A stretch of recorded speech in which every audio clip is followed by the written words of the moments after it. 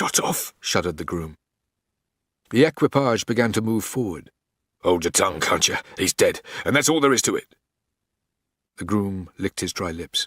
But don't his lordship know? Course he knows. He don't make mistakes, not with the pistols. The groom drew a deep breath, thinking still of the dead man left to wallow in his blood. How old is he blurted out presently.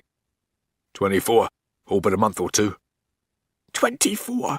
And shoots his man and leaves the corpse as cool as you please. My God! He did not speak again until the coach had arrived at its destination, and then he seemed to be so lost in meditation that the coachman had to nudge him sharply. He roused himself then, and jumped off the box to open the coach door. As his master stepped languidly down, he looked covertly at him, trying to see some sign of agitation in his face. There was none. His lordship sauntered up the steps to the stone porch, and passed into the lighted hall. "My God!" said the groom again. Inside the house 2 lackeys hovered about the latecomer to take his hat and coat. There was another gentleman in the hall just about to go up the wide stairway to the saloon.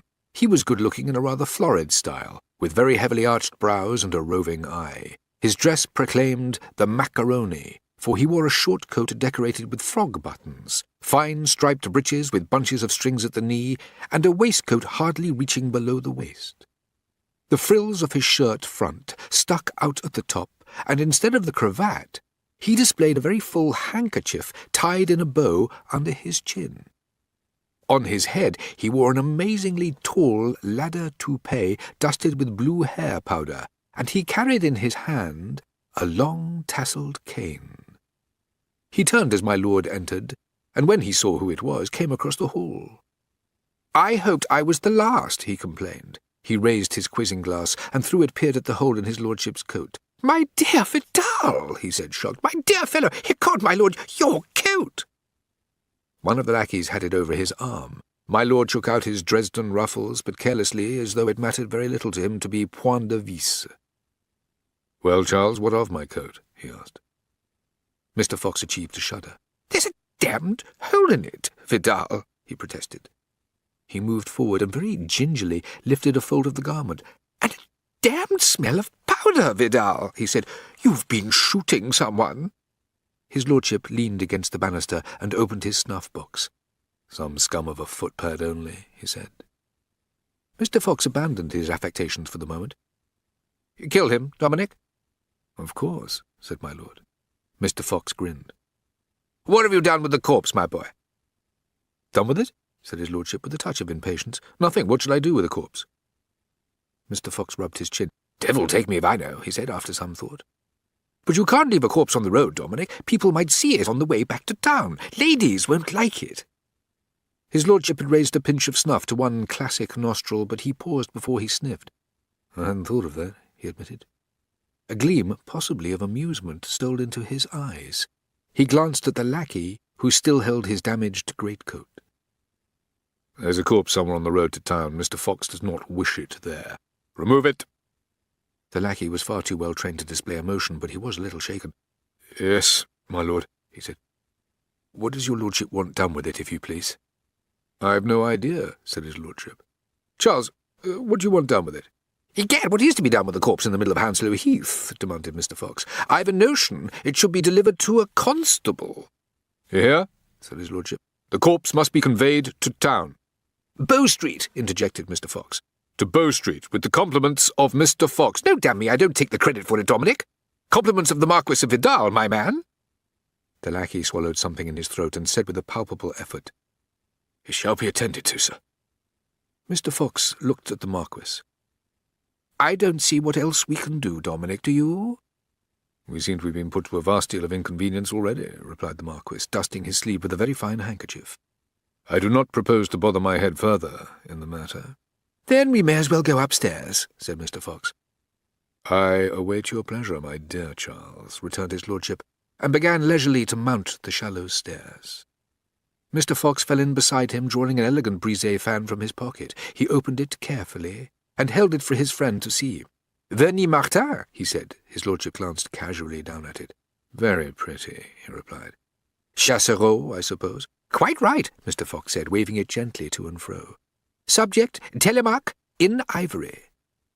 They passed round the bend in the stairway. Down in the hall, the two lackeys looked at one another. "Corpses one moment, fans the next," said the man who held Vidal's coat.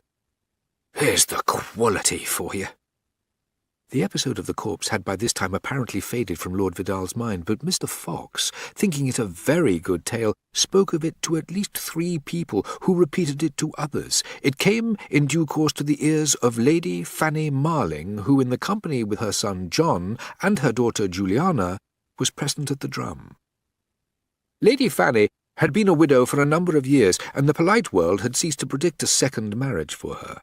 Flighty she had always been, but her affection for the late Mr. Edward Marling had been a very real thing. Her period of mourning had lasted a full year, and when she reappeared in society, it was quite a long time before she had the spirits to amuse herself with even the mildest flirtation. Now, with a daughter of marriageable age, she was becoming quite matronly, and had taken to arraying herself in purples and greys, and to wearing on her exceedingly elaborate coiffure turbans that spoke the dowager.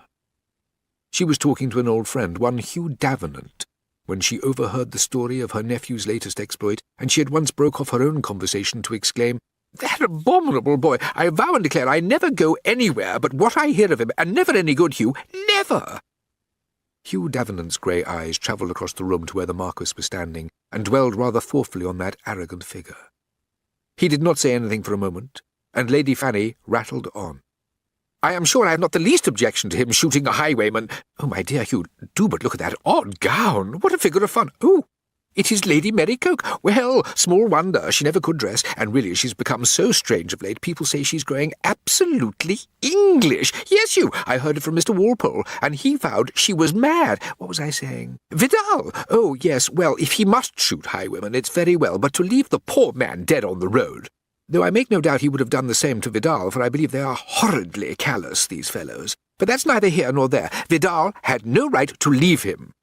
Now people will say that he is wickedly bloodthirsty, or something disagreeable, and it is quite true, only one does not want the whole world to say so."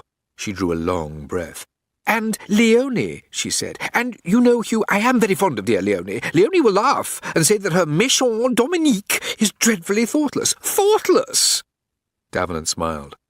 "I make no doubt she will," he agreed. "I sometimes think that the Duchess of Avon will always remain at heart. Léon, a page." "Hugh, I do beseech you, have a care. You do not know who may overhear you. As for Avon, I truly think he does not care at all what happens to Dominic." "After all," Hugh said slowly, "Dominic is so very like him." Lady Fanny shut her fan with a snap. "If you are minded to be unkind about my poor Avon, Hugh, I warn you I shall not listen. Lud, I'm sure he's been a perfect paragon ever since he married Leonie. I know he is monstrous disagreeable, and no one was ever more provoking unless it be Rupert, who, by the way, encourages Dominic in every sort of excess, just as one would expect, but I'll stake my reputation. Avon was never such a— yes, Hugh, such a devil as Vidal. Why, they call him Devil's Cub. And if you're going to tell me that is because he is Avon's son, all I can say is that you are in a very teasing mood, and it's no such thing." "He is very young, Fanny," Hugh said, still watching the Marquis across the room. "That makes it worse," declared her ladyship. "Oh, my dear Lady Dawlish, I wondered whether I should see you tonight. I protest it's an age since I had a talk with you. Odious woman, and as for a daughter, you may say what you choose, Hugh, but the girl squints. Where was I? Oh, Vidal, of course. Young? Yes, Hugh, I marvel that you should find that an excuse for him. The poor Hollands had trouble enough with their son. Not but what I consider Holland was entirely to blame, but I never heard that Charles Fox ever did anything worse than lose a fortune at gaming. Which is the thing no one can blame him in. It is very different with Vidal. From the day he left Eton, he has been outrageous, and I make no doubt he was so in the nursery. It is not only his duels, Hugh, my dear, do you know he is considered positively deadly with the pistols? John tells me they say in the clubs that it makes no odds to the Devil's Cub whether he is drunk or sober, he can still pick out a playing card on the wall.